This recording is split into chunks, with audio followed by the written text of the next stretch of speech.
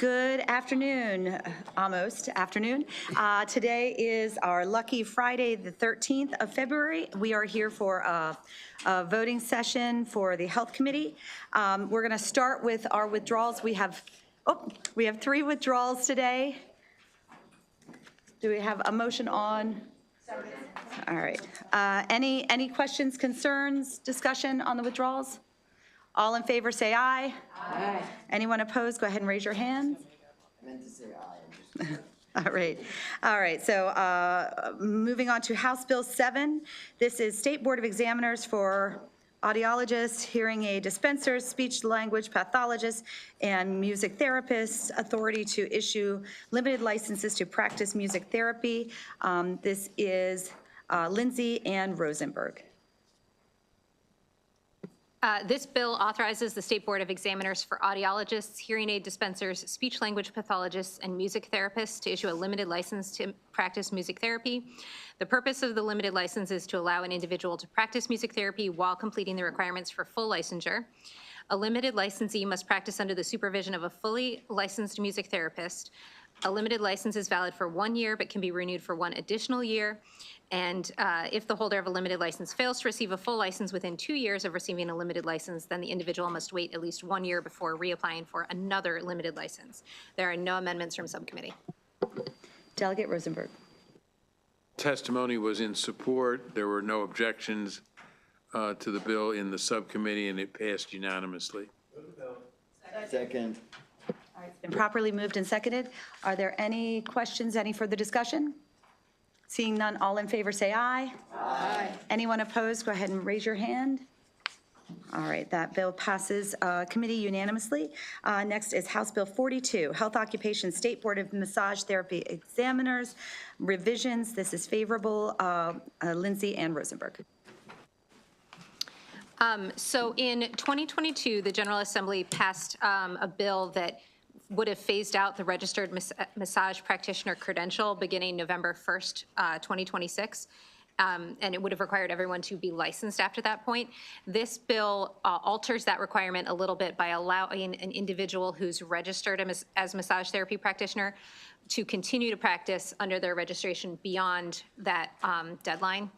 But the board still will not issue any new registrations. So it allows people who have an existing registration to continue to practice under that for as long as they care to practice.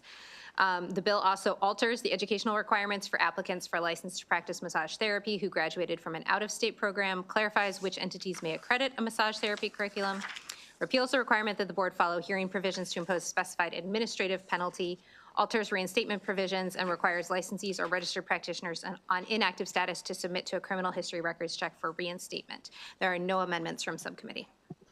Chair Rosenberg. Like the previous bill, unanimous before the full committee and the subcommittee. No opposition, move favorable. All right, it's been properly moved and seconded.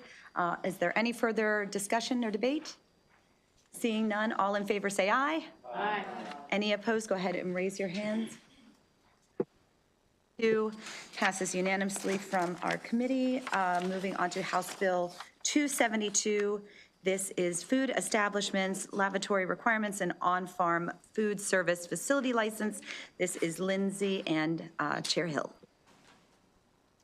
This is a departmental bill from MDH that alters the definition, duration, and license fee for an on-farm food service facility.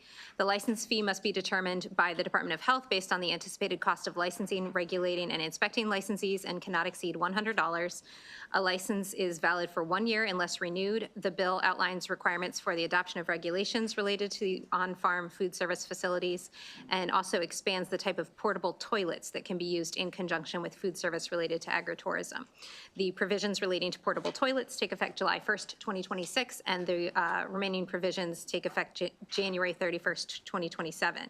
There is a reprint with amendments in your packet beginning on page 1 that add language specifying that the bill does not supersede local zoning or land use provisions, specifies that the bill does not authorize MDH to conduct or require a land value assessment, and requires MDH to consult with stakeholders and locals when developing the regulations. Chair Hill.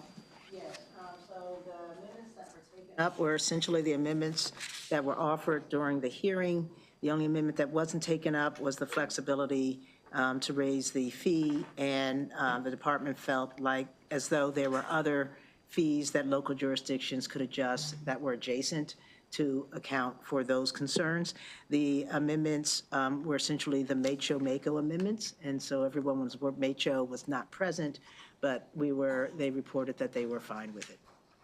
Would you like to move the amendments? All right. The amendments have been moved and seconded. Is there any further discussion on the amendments? All right. On the amendments, all in favor say aye. Aye. Any opposition to the amendments? All right. The bill has been moved and seconded as amended. Any further discussion on the bill as amended? All right. Seeing none, all in favor say aye. Aye. Anyone opposed? Go ahead and raise your hands. Oops. She took it down. All right. We will, House Bill 272 with amendments passes this committee unanimously. We are going to move on to House Bill 274. This is State Board of Environmental Health Specialists Sunset Extension.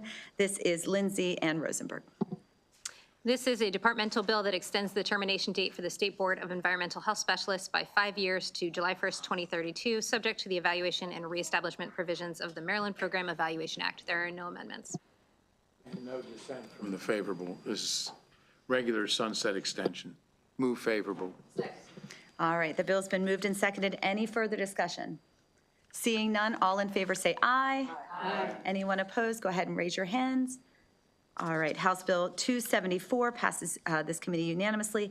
We're moving on to House Bill 276. This is State Emergency Medical Services Board Public Access Automated External Defibrillator Program Revisions. This is Lindsay and Hill. This is a departmental bill from MIMS that alters the public access AED program by clarifying which entities are required to participate in the program, exempting a law enforcement agency from obtaining a certificate for an AED deployed in a patrol vehicle, codifying the role of an AED coordinator and establishing specified requirements for the coordinator, repealing obsolete provisions related to regional councils and regional council AED committees, and making conforming and clarifying changes. There's a reprint of the bill in your packet with amendments adopted in subcommittee beginning on page 6. That establish that for a grocery store or restaurant to qualify for and retain a certificate, the entity only needs to register the name of the entity with the program and maintain the functionality of each AED and related equipment and supplies with FDA standards. Chair Hill. All right, so again, these are amendments that were discussed fully in the hearing and were adopted as friendly amendments, bringing all parties who were aligned anyway into tighter alignment. There was no dissension on either the amendments or the vote in the committee, so I'd like to move the amendments. Second. All right, amendments have been moved and seconded. We will open it up for discussion. Delegate Morgan. Oh, not on the amendments? Okay. So let's go ahead and vote the amendments, and then then we can have the discussion on the bill. So all in favor of the amendment, say aye. Aye. Any opposition? Go ahead and raise your hand. All right, the amendments pass unanimously. All right, the bill has been moved and seconded. Now we will open it up for discussion. Delegate Morgan. Thank you, Madam Chair. I wanted to make sure the amendments didn't change this portion of the bill. I also wanted to make you aware of some possible hiccups that may come up in floor debate as well, which you always are appreciative of. So page 7, line 3, it says at least 7 members shall be at least 55 years old. That's what the board used to do. And it looks like it replaces that language and replaces it with language, to the extent practicable, commission membership shall reflect the age, race, ethnicity, disability, gender identity, sexual orientation, immigrant heritage. Oh, I thought we were on 276. Oh, I'm sorry. Oh, I'm sorry, 278. Yeah.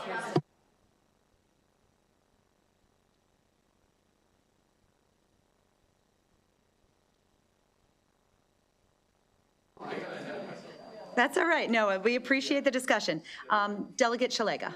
So on this bill, 276, so on the reprint, page 5 of 8, It talks about on line 22, for an entity that is a grocery store or restaurant to qualify for and retain a certificate, the entity shall. So can you explain what all that means? Lindsay? So these were amendments that were requested by the Restaurant Association, the Retailers Association. So essentially, they're reduced requirements for the program for these They're what? establishments. I'm sorry. Essentially, they're reduced requirements for participation in the program. Okay. And it says the entity shall, remind us who the entity is on, It's an entity that is a grocery store or restaurant. okay, so the grocery store or restaurant shall register the name of the grocery store with the program. Are they currently doing that? So that's it mirrors the requirements above. It's just, they don't have to have the AED coordinator requirement. They just have to maintain the functionality of the AED equipment. So who's going to have the coordinator? So we took Any restaurants, other entity that is not a restaurant or a grocery store. anyone who's not a restaurant or a grocery grocery store. store will have to have a coordinator Yep, to tell So the other people- requirements are up sort of at the top of this same page. Have a written plan for the use of the AED. It includes a requirement that the entity notify the emergency medical services system through the use of the 911 universal emergency access number as soon as possible on the use of an AED, all of these other requirements. So does this apply to a retail establishment that's not a grocery store or a restaurant? Yes. So a small clothing store on Main Street would have to have that, and then they'd have to have a special coordinator that would coordinate this? If they're participating in the program, yeah. Okay, thank you. Chair Hill? Thank you. So I don't know if this helps or not, but my understanding is the idea is that if you have an AED on your property, you've got a sign saying you have an AED, they want to make sure that you're keeping it available for use. It's really kind of that simple. And that's it. And if I can just ask a clarifying question, this doesn't expand who is required to have an AED. It simply simplifies the existing standards by which those who are already required and participate in the program, that they no longer have to have a coordinator. Is that correct? Delegate Hutchinson. I want to clarify, too. I know that Restaurant Association was on the subcommittee call, and they were supportive. I don't think the retailers were actually on the call, but did we get verification that the retailers were supportive? Yeah, we were told they were, right. I didn't see written verification, but we were told that they were fine with it. Okay. Vice Chair Cullison. Thank you, Madam Chair. I'll remind you, I cannot remember the year, maybe 3 years ago, we passed the bill requiring restaurants to have AEDs. So this bill actually reduces the requirements on them to make it easier. All they have to do is register as opposed to having the coordinator. But they are required, and grocery stores are required to have an AED under previous legislation. Delegate Shalega. Thank you. I think you had said, Madam Chair, that they don't have, other people don't have to have a coordinator, but that's not what it says in the bill. So on page 5, lines 17 to 19, require the AED coordinator. So they still have to have a coordinator. So everybody who has an AED has to have a coordinator. I want to clarify, what I was saying is that under this bill, the grocery stores and restaurants will no longer be required to have a coordinator. Okay, Because but- that was existing law. But I'm sorry. everybody else Thank you for the will. clarification. Everyone else will have to have a coordinator, and that coordinator will have to do things like promote awareness and location and operation of the AED among potential or foreseeable AED operators. So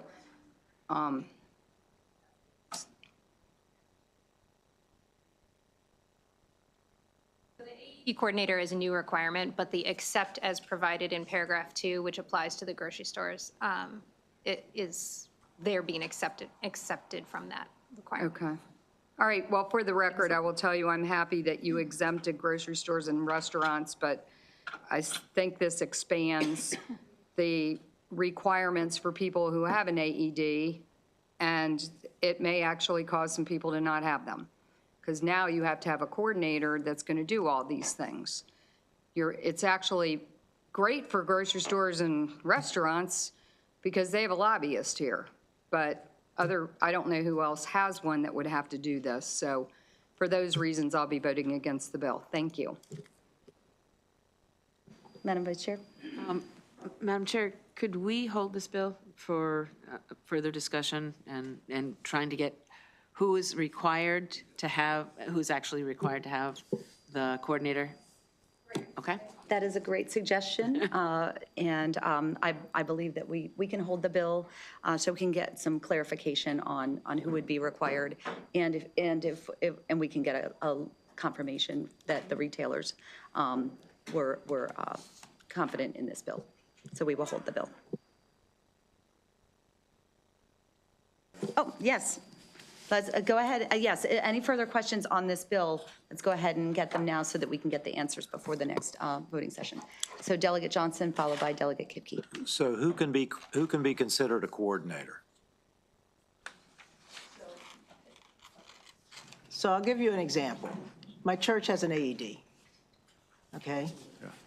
So they asked for someone preferably with a medical background, a nurse or whatever, to agree to be the AED coordinator. Someone volunteered to be the AED coordinator. They're responsible for checking the box periodically or coordinating other people in the church who will check the box. They're responsible for making sure that they will be responsible for any change in requirements to make sure that it's done, that there's a written plan and that it's maintained. So it can be It's just a any volunteer employee? in the organization who decided to do it. My practice has an AED, right? So it might be my manager, might be my clinical manager, somebody's responsible for it so that it's not there and we just assume, you know how sometimes you're in an office setting and nobody's cleaning the refrigerator out?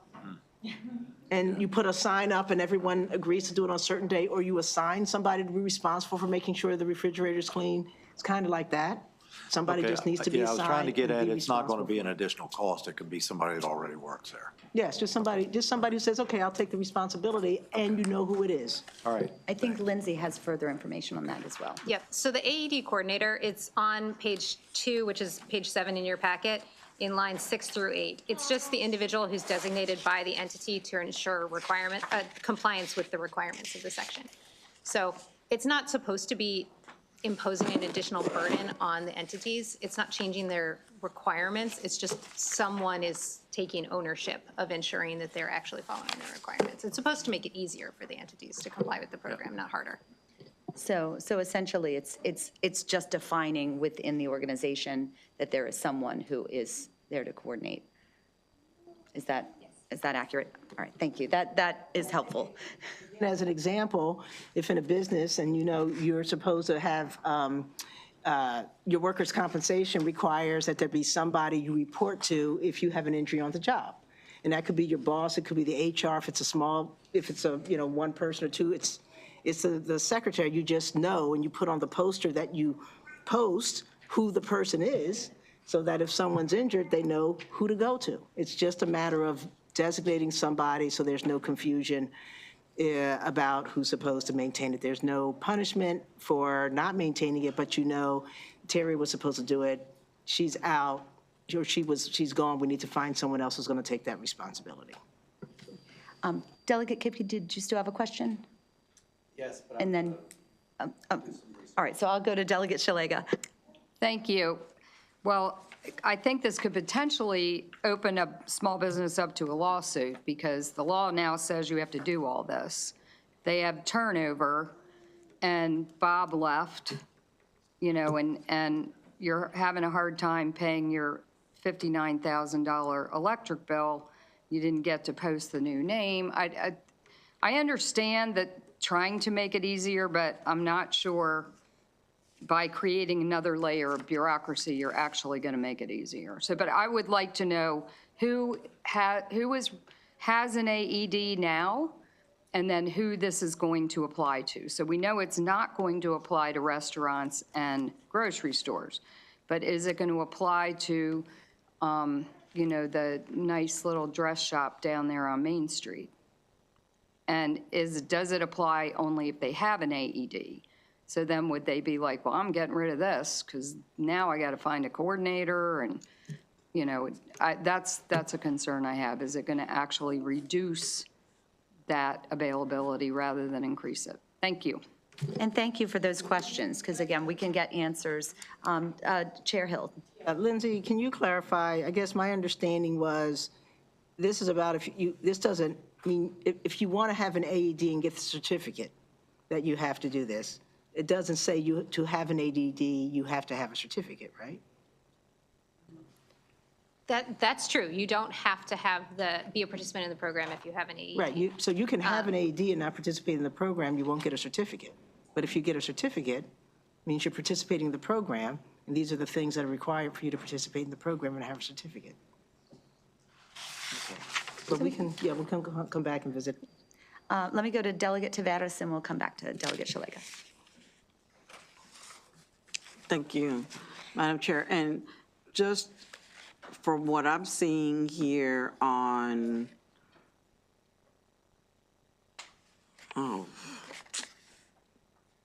now I think I lost it, but, page 8, line 24. So this is similar to having this person who can be located, where they have naloxone, like Narcan, on site.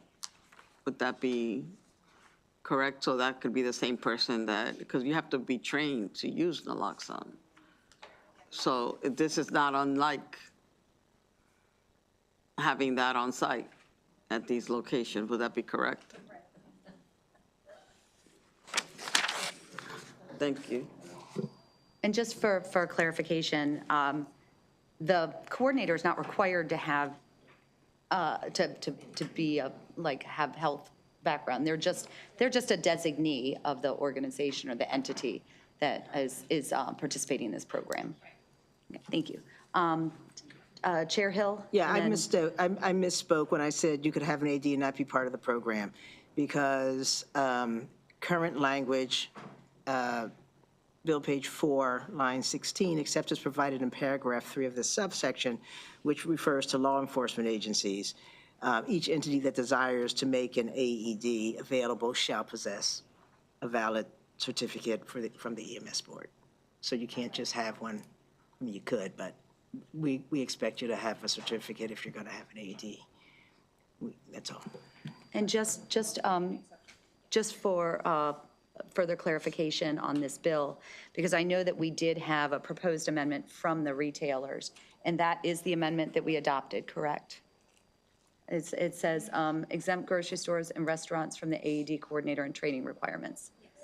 So, and it looks like they didn't make any further requests. They said, for these reasons, we respectfully urge a favorable report with amendments.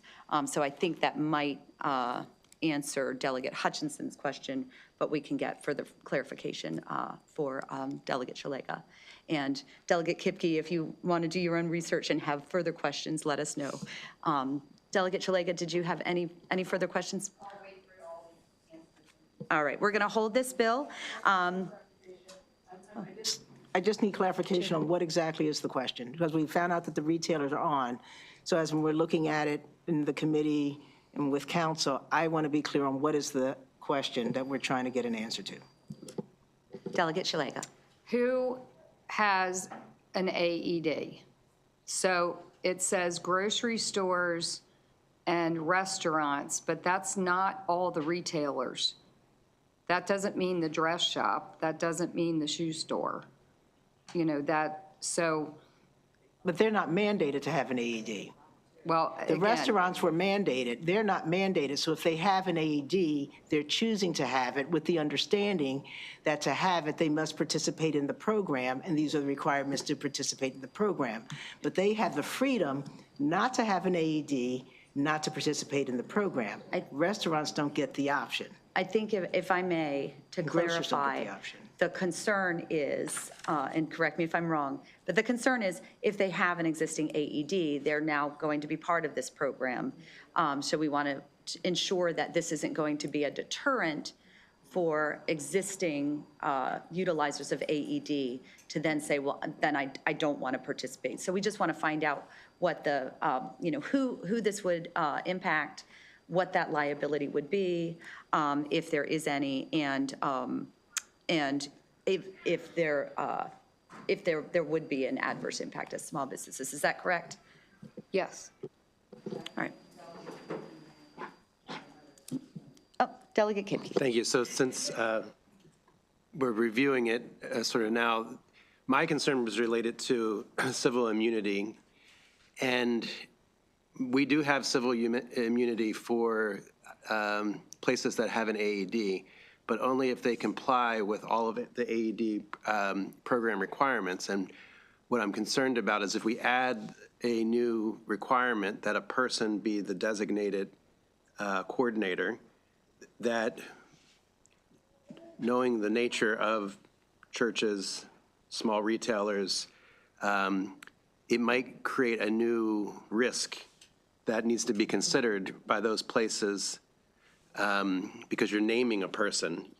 And I wonder if that person, they moved to Florida.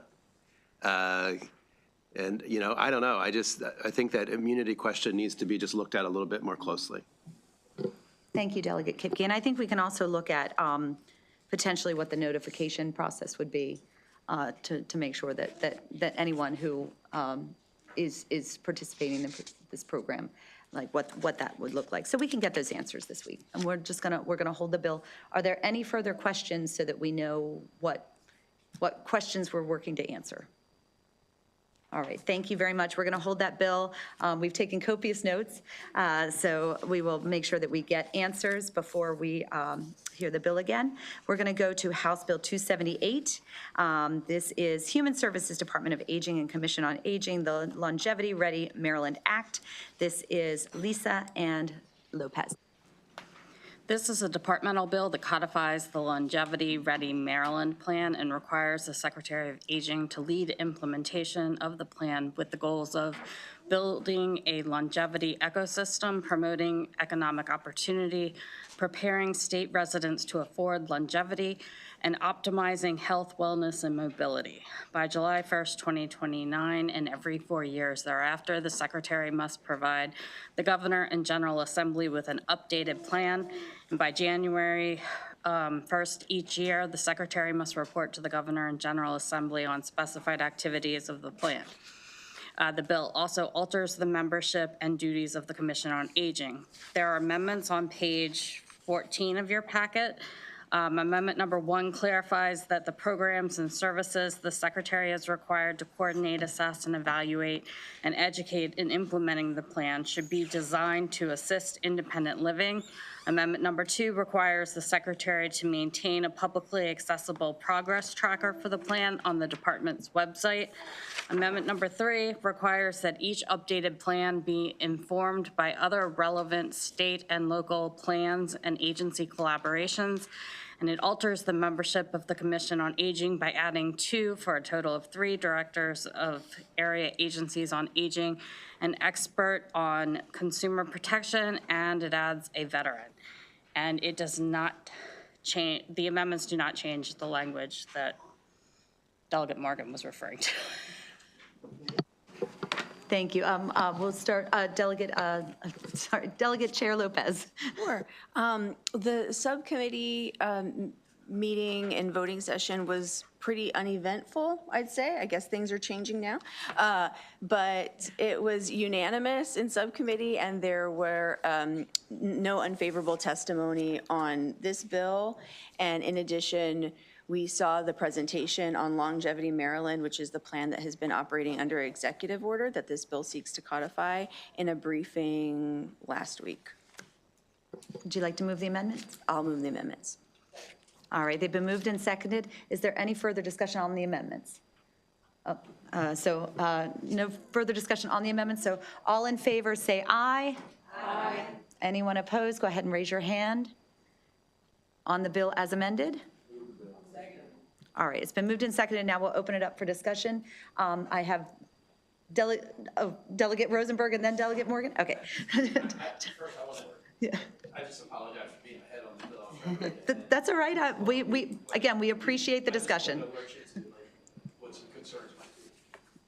Thank you very much, Delegate Morgan. Delegate Rosenberg. Thank you. The press announced, or the city announced yesterday, City of Baltimore, that it was closing the Waxter Center, which is a senior facility in downtown Baltimore, specifically in Mount Vernon, because the cost to repair it was prohibitive. Does this bill or existing, or do you know, I mean, this is coming, something that probably was not before the subcommittee, is there some way to have the commission review the status of government-owned facilities like the Waxter Center so that we don't have a facility closing and are investing money to prevent that from happening? Thank you for the question, Delegate. I don't think that specific issue can be fully addressed with this piece of legislation. I think there would be additional legislation that's added to that. And one thing I've noticed from my extensive tenure of 4 weeks in this position is that each one of these facilities has its own layers of oversight. And as you know from being a part of the subcommittee, the main theme for our work this year is getting a handle on all those layers of oversight and trying to figure out where the gaps are. And the first thing we need to do is triage. This, to me, would be a triage situation. And so I'll continue to follow up with you to feel like if there's something specific that we can do during this session to address that, and also in a long-term sense. Well, I think well, I've contacted DLS to see what they know about. They have a list of all the government-owned senior centers, but they don't have anything yet with regarding the building status. Yeah, I think your question speaks to a broader issue of trying to get a handle on where these gaps are, and I think that will be some long-term work of the subcommittee. Thank you. Is there any further discussion or debate on this bill as amended? Delegate Shalega. Thank you. I think you said that they're already doing this. Delegate Lopez. Yes, it's Longevity Ready Maryland was, I mean, I think it took many years of public insight to develop, and then the executive order was signed, I think in July or August of this year by Governor Moore. And so I think if I don't want to get ahead of you, but I think there's a question of like, why do we codify this? Yes. Right? You Okay. knew where I was going. I know. You're We're rubbing already off on doing me. it. Why do we need a bill? Yes, absolutely. Well, I think there are several reasons. They're all pointed out in the Department of Aging's testimony, but I think there's accountability that's there. Once something's codified, there's reporting standards that are put into place. The Department of Aging, once this is put into place, has to do basically an audit every 4 years on the progress of that. As an executive order, that's not enforceable for them. So there's accountability measures in there. The other thing is it codifies the cooperation across agencies. To Delegate Rosenberg's point, like this, one of the issues that we're seeing here is there's just so many people involved in this space within the government and externally that we need to have as much coordination as possible to make sure that our seniors are fully protected and there aren't those gaps. So codifying this creates accountability for all of the state agencies to work together. Thank you. Thank you. Any further questions or debate on the bill as amended? All right. All in favor, say aye. Aye. Anyone opposed, raise your hand. We've got a Delegate Shalega, Delegate Morgan, Delegate Kipke, Delegate Riley. So the House Bill 278 passes not unanimously. I have not, actually, these were, I am correct, because these were departmentals, so we can't do sponsor amendments. And finally, we have House Bill 427. This is the Task Force on Responsible Use of Natural Psychedelic Substances Extension. This was Christopher and Hill. This bill extends the Task Force on Responsible Use of Natural Psychedelic Substances for an additional year and requires the task force to submit an updated report of its findings and recommendations to the Governor and the General Assembly by October 31st of this year. The bill takes effect July 1st of this year, and the task force terminates December 31st of next year, and there were no amendments. Chair Hill. There were no amendments, there was no debate, there was no discussion, there was no dissent to move the bill. All right, the bill's been properly moved and seconded. Any further discussion or debate? Seeing none, all in favor, say aye. Aye. Anyone opposed, go ahead and raise your hands. Oh, thank you. Delegate Shalega. All right, the bill passes not unanimously. This concludes our vote session for today. Thank you very much for all being here and for your respectful debate and discussion. Let us know when we're down.